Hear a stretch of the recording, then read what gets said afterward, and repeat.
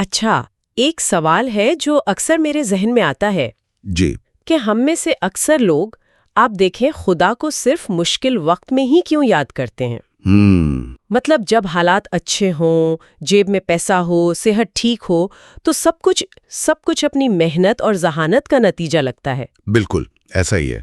لیکن جیسے ہی کوئی مسئلہ آتا ہے نا، فوراً ہاتھ دعا کے لیے اٹھ جاتے ہیں۔ ایسا کیوں ہے؟ یہ بہت دلچسپ نقطہ ہے کیونکہ یہ انسانی فطرت کے بالکل مرکز میں ہے۔ ہم کنٹرول میں رہنا پسند کرتے ہیں، ہے نا؟ صحیح۔ تو جب تک ہمیں لگتا ہے کہ ہم اپنی زندگی کی گاڑی خود چلا رہے ہیں، ہمیں کسی اور کی ضرورت محسوس نہیں ہوتی۔ اچھا۔ مشکل وقت دراصل ہمیں ہماری اصلیت یاد دلاتا ہے کہ ہمارا کنٹرول کتنا محدود ہے، اور شاید وہیں سے ایک گہری تلاش شروع ہوتی ہے۔ آج ہمارے پاس جو مواد ہے وہ اسی تلاش کی ایک کہانی ہے۔ عنوان ہے ایمان کا تاجر، غرور سے بندگی تک۔ یہ فیصل آباد کے ایک تاجر کی کہانی ہے جو اپنی کامیابی کے عروج پر تھا اور پھر سب کچھ کھو بیٹھا۔ ہم اس کہانی کا گہرائی سے جائزہ لیں گے کہ اس کے سفر میں کیا کچھ ہوا اور اس سے ہم کیا سیکھ سکتے ہیں۔ اور ہمارا مقصد صرف کہانی سنانا نہیں، بلکہ اس کے نفسیاتی اور روحانی پہلوؤں کو سمجھنا ہے۔ یہ دیکھنا کہ ایک انسان کا غرور کیسے بنتا ہے، کیسے ٹوٹتا ہے، بالکل، اور اس ٹوٹنے کے بعد جو خالی جگہ پیدا ہوتی ہے اسے کیسے بھرا جاتا ہے۔ یہ مطلب سب کچھ کھو کر کچھ زیادہ قیمتی پانے کی داستان ہے۔ تو چلیں شروع کرتے ہیں۔ کہانی کا جو مرکزی کردار ہے عمران، فیصل آباد کا ایک بہت بڑا بزنس مین۔ جی، کارخانہ، گاڑیاں، بینک بیلنس، وہ سب کچھ تھا جو کامیابی کی علامت سمجھا جاتا تھا، اور اس کے بارے میں مشہور تھا کہ عمران نے جو کچھ بنایا ہے خود بنایا ہے۔ اور دلچسپ بات یہ ہے کہ وہ خود بھی اس بات پر پورا یقین رکھتا تھا۔ یہی سے اصل کہانی شروع ہوتی ہے۔ نفسیات میں ایک تصور ہے جسے لوکس آف کنٹرول کہتے ہیں، یعنی آپ اپنی زندگی کے واقعات کی وجہ کس کو سمجھتے ہیں۔ اچھا۔ عمران کا جو ہے نا، وہ اندرونی لوکس آف کنٹرول بہت زیادہ تھا۔ وہ سمجھتا تھا کہ میری کامیابی، میری ناکامی، سب کا ذمہ دار صرف میں ہوں۔ یعنی اس کی دنیا میں خدا، قسمت یا توکل جیسی چیزوں کے لیے کوئی جگہ نہیں تھی۔ کوئی جگہ نہیں تھی، سب کچھ اس کی اپنی محنت اور حساب کتاب کا نتیجہ تھا۔ بالکل، اور کہانی میں اس کی والدہ کا کردار اس کی سوچ کو اور بھی نمایاں کرتا ہے۔ وہ اسے سمجھاتی تھیں کہ بیٹا، یہ سب اللہ کا دیا ہوا ہے، غرور نہ کرو۔ ایک روایتی سادہ سا ایمان۔ جی، مگر عمران کا جواب اس کی پوری ذہنیت کو ظاہر کر دیتا ہے۔ وہ کہتا تھا، امی، یہ دنیا دعاؤں سے نہیں، حساب کتاب سے چلتی ہے۔ اور یہ صرف ایک جملہ نہیں، یہ اس کا زندگی گزارنے کا فلسفہ تھا۔ اس کے نزدیک ہر مسئلے کا حل ایک بزنس پلان، ایک اسٹریٹجی یا ایک کیلکولیشن تھی۔ اس نے اپنی کامیابی کو ایک فارمولے میں بدل دیا تھا جس کا خالق وہ خود تھا۔ اس نے اسباب پر اتنی گہری نظر رکھی کہ وہ مسبب الاسباب کو ہی بھول گیا۔ اور پھر کہانی میں وہ موڑ آتا ہے جہاں اس کا یہ سارا حساب کتاب کا نظام ایک دم سے زمین پر آ گرتا ہے۔ واقعات کا ایک سلسلہ شروع ہوتا ہے۔ سب سے پہلے اس کے کارخانے میں آگ لگ جاتی ہے۔ جی، چند گھنٹوں میں لاکھوں کا سامان اور مشینیں راکھ بن جاتی ہیں۔ یہ اس کے لیے پہلا بڑا جھٹکا تھا۔ یہاں ایک دلچسپ بات ہے۔ ایک منطقی اور حساب کتاب والے انسان کے پاس ایسے حادثات کے لیے بھی ایک پلان ہوتا ہے جسے ہم انشورنس کہتے ہیں۔ بالکل، اور عمران کے پاس بھی تھی۔ لیکن کہانی بتاتی ہے کہ ایک چھوٹی سی فائلنگ کی غلطی کی وجہ سے اس کا انشورنس کلیم مسترد ہو جاتا ہے۔ یہ دوسرا جھٹکا تھا، اور یہ زیادہ گہرا تھا۔ آگ لگنا اس کے کنٹرول سے باہر تھا، لیکن انشورنس کا مسترد ہونا، یہ تو اس کے حساب کتاب کے نظام پر براہ راست حملہ تھا۔ اس کے بعد تو جیسے سب کچھ بکھرنے لگا۔ جو کاروباری شراکت دار کل تک اس کی کامیابی کی مثالیں دیتے تھے، وہ ایک ایک کر کے پیچھے ہٹنے لگے۔ صحیح۔ بینک نے قرض کی واپسی کے لیے دباؤ ڈالنا شروع کر دیا۔ چند ہی ہفتوں میں وہ شخص جو کامیابی کی چوٹی پر کھڑا تھا، بالکل اکیلا رہ گیا۔ مجھے یہ بات ہمیشہ حیران کرتی ہے کہ مادی کامیابی سے جڑے رشتے کتنے کمزور ہوتے ہیں۔ آپ نے صحیح کہا، یہ رشتے اس کی ذات سے نہیں، اس کی حیثیت سے جڑے تھے۔ جیسے ہی حیثیت ختم ہوئی، رشتے بھی ہوا میں تحلیل ہو گئے۔ بالکل۔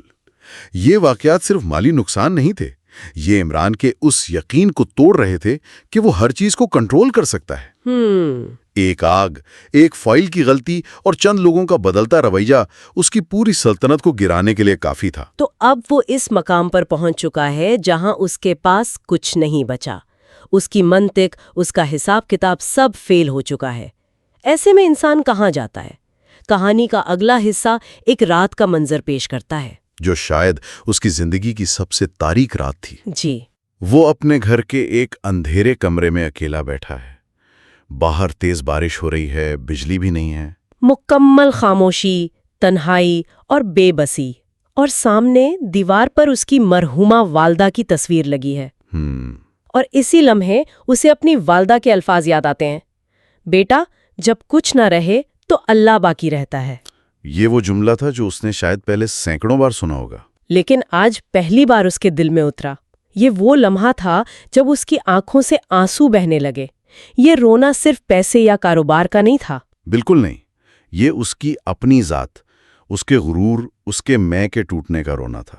اچھا، وہ شناخت جو اس نے اپنے لیے بنائی تھی، ایک سیلف میڈ مین کی شناخت، وہ ریزہ ریزہ ہو چکی تھی۔ جب انسان کا بنایا ہوا ہر سہارا ٹوٹ جاتا ہے نا، تبھی وہ اس سہارے کی طرف متوجہ ہوتا ہے جو ہمیشہ سے موجود تھا، لیکن نظروں سے اوجھل تھا۔ بالکل، یہ اس کے دل کے ٹوٹنے کا لمحہ تھا، جو دراصل اس کے دل کے جڑنے کی شروعات تھی۔ اسی کیفیت میں وہ رات کے اندھیرے میں قریبی مسجد چلا جاتا ہے۔ نماز کا وقت نہیں ہے، مسجد بالکل خالی ہے۔ جی، وہ پہلی صف میں نہیں بلکہ سب سے پیچھے آخری صف میں جا کر بیٹھتا ہے، اور وہاں وہ جو دعا کرتا ہے، سچ کہوں تو وہ بہت غیر معمولی ہے۔ کوئی شکوہ نہیں کرتا، کوئی شکوہ نہیں کرتا، کوئی چیز واپس نہیں مانگتا۔ اس کی دعا کے الفاظ ہی اس کہانی کا مرکز ہیں۔ وہ صرف اتنا کہتا ہے، یا اللہ، اگر یہ سب میری غلطیوں کی سزا ہے تو میں قبول کرتا ہوں، بس میرے دل کو خالی نہ کرنا۔ یہ تو بہت گہری بات ہے۔ وہ یہ نہیں کہہ رہا کہ میرا کارخانہ مجھے واپس دے دو یا میرا پیسہ لوٹا دو۔ نہیں، وہ روحانی بقا کی دعا کر رہا ہے۔ وہ کہہ رہا ہے کہ سب کچھ چھن گیا، بس میرا دل، میرا اندر، میری روح خالی نہ ہو جائے۔ یہ واقعی حیران کن ہے۔ عام طور پر ایسے وقت میں انسان گڑ گڑاتا ہے کہ یا اللہ میری مشکل دور کر دے، میرا نقصان پورا کر دے۔ بالکل، لیکن وہ صرف اپنے دل کی سلامتی مانگ رہا ہے۔ تو یہی اس کہانی کا اہم ترین موڑ ہے۔ یہی ہے، یہ مانگنے کی نہیں بلکہ جھکنے کی دعا ہے۔ یہ تسلیم کرنے کی دعا ہے کہ میں غلط تھا اور میں سزا قبول کرنے کو تیار ہوں۔ یہ توبہ کی پہلی اور سب سے سچی شکل ہے۔ اس نے پہلی بار اپنی زندگی کا کنٹرول اپنے ہاتھ سے چھوڑ کر اللہ کے حوالے کر دیا۔ اس نے کہا، آپ جو کریں گے مجھے منظور ہے، بس مجھے اپنے آپ سے بچا لیں۔ اور جیسا کہ حقیقی زندگی میں ہوتا ہے، اگلے دن کوئی معجزہ نہیں ہوا، آسمان سے دولت نہیں برسی، اور نہ ہی اس کا کارخانہ دوبارہ کھڑا ہوا۔ لیکن ایک چیز ضرور بدلی، عمران خود بدل گیا۔ اس کی زندگی کا معمول، اس کی عادتیں بدل گئیں۔ جی، وہ فجر کی نماز کے لیے اٹھنے لگا، اپنی والدہ کے نام پر تھوڑا بہت صدقہ دینے لگا، اور سب سے اہم، لوگوں سے اس کا رویہ بدل گیا۔ ہاں، اس کی بات میں نرمی آ گئی۔ یہ اس کی سوچ میں آئی تبدیلی کا عملی ثبوت تھا۔ اس کا رویہ یہ میرا حق ہے سے بدل کر یہ اللہ کی مرضی ہے ہو گیا۔ یہ تبدیلی محض الفاظ کی نہیں بلکہ پورے نقطۂ نظر کی ہے۔ درست، پہلے وہ ہر چیز کو اپنی ملکیت سمجھتا تھا، اب وہ ہر چیز کو اللہ کی امانت سمجھنے لگا۔ اسی سفر کے دوران ایک چھوٹا سا لیکن بہت اہم واقعہ پیش آتا ہے۔ وہ ایک مزدور کو دیکھتا ہے جو سارا دن سخت محنت کرتا ہے، لیکن شام کو تھکا ہارا ہونے کے باوجود اس کے چہرے پر ایک مسکراہٹ ہوتی ہے۔ عمران سے رہا نہیں جاتا اور وہ اس سے پوچھ لیتا ہے، اتنی مشکل زندگی میں تم خوش کیسے رہ لیتے ہو؟ اور اس مزدور کا جواب وہ عمران کے نئے ایمان کو مزید پختہ کر دیتا ہے۔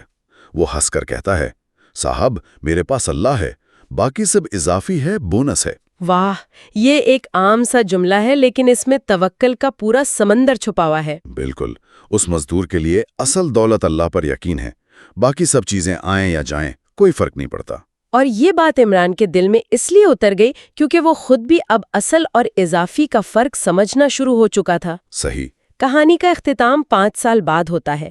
عمران محنت کرتا ہے اور آہستہ آہستہ اس کا کاروبار پھر سے کھڑا ہو جاتا ہے۔ وہ دوبارہ کامیاب ہو جاتا ہے، لیکن اب وہ پہلے والا عمران نہیں ہے۔ ہاں، اب وہ ایک بالکل مختلف انسان ہے، اور یہ فرق اس کے اپنے ایک قول سے ظاہر ہوتا ہے۔ وہ کہتا ہے، میں اس دن ہارا تھا جب میرا سب کچھ چھن گیا تھا، اور میں اس دن جیتا تھا جس دن میں نے اللہ کو پا لیا۔ اس ایک جملے میں اس نے کامیابی اور ناکامی کی تعریف ہی بدل دی۔ مطلب پہلے اس کے لیے کامیابی کا مطلب پیسہ، کاروبار اور سٹیٹس تھا، جی، اور ناکامی کا مطلب ان چیزوں کا نہ ہونا۔ لیکن اب اس کے لیے کامیابی کا مطلب اللہ کا قرب، دل کا سکون اور شکر گزاری ہے، اور ناکامی کا مطلب اللہ سے غافل ہو جانا ہے۔ یعنی اس کا سب سے بڑا مادی نقصان اس کا سب سے بڑا روحانی فائدہ بن گیا۔ بالکل۔ اب اگر اس کا کاروبار دوبارہ بھی ختم ہو جائے تو بھی وہ خود کو ناکام نہیں سمجھے گا، کیونکہ اس نے وہ چیز پا لی ہے جو اس سے کوئی چھین نہیں سکتا۔ تو اگر ہم اس پوری گفتگو کا خلاصہ کریں تو چند باتیں بہت واضح ہو کر سامنے آتی ہیں۔ پہلے یہ کہ اللہ کو اپنا آخری سہارا نہیں بلکہ پہلا سہارا بنانا چاہیے۔ ہمیں اس کا انتظار نہیں کرنا چاہیے کہ سب دروازے بند ہوں تو ہم اس کا دروازہ کھٹکھٹائیں۔ دوسری اہم بات شکر گزاری ہے۔ شکر صرف اچھی نعمتوں پر نہیں بلکہ مشکل حالات میں بھی اس یقین کے ساتھ کہ اس میں بھی کوئی بہتری ہوگی۔ اور تیسرا یہ کہ غرور اور یہ سوچ کے سب کچھ میں کر رہا ہوں انسان کو روحانی طور پر اندھا کر دیتی ہے۔ اور آخری بات جو عمران کی دعا سے سیکھنے کو ملتی ہے وہ یہ کہ دعا صرف مانگنے کا نام نہیں بلکہ جھکنے اور تسلیم کرنے کا نام ہے۔ کہانی میں قرآن کی ایک آیت کا بھی حوالہ ہے جو اس سارے پیغام کو سمیٹ لیتی ہے، اور تمہارے رب نے کہا مجھے پکارو میں قبول کروں گا۔ جی، اور عمران کی کہانی اس آیت کی ایک عملی مثال ہے۔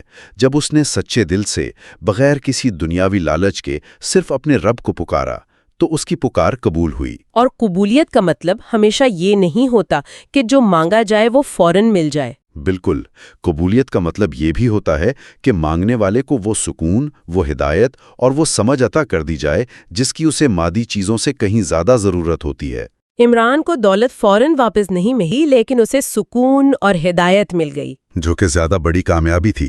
یہ پوری گفتگو مجھے سوچنے پر مجبور کرتی ہے، کیا ہمارا اور اللہ کا تعلق صرف ضرورت پر مبنی ہے؟ کیا ہم اسے صرف اپنی خواہشات کی لسٹ پوری کرنے کے لیے یاد کرتے ہیں؟ یا ہمارے تعلق میں محبت، شکر اور بس اس کی موجودگی کا احساس بھی شامل ہے؟ یہ وہ سوال ہے جو ہر سننے والے کو اپنے آپ سے پوچھنا چاہیے۔ کہانی کا آخری پیغام ایک بہت ہی عملی مشورے کی صورت میں ہے۔ آج سونے سے پہلے بغیر کچھ مانگے صرف شکر ادا کریں۔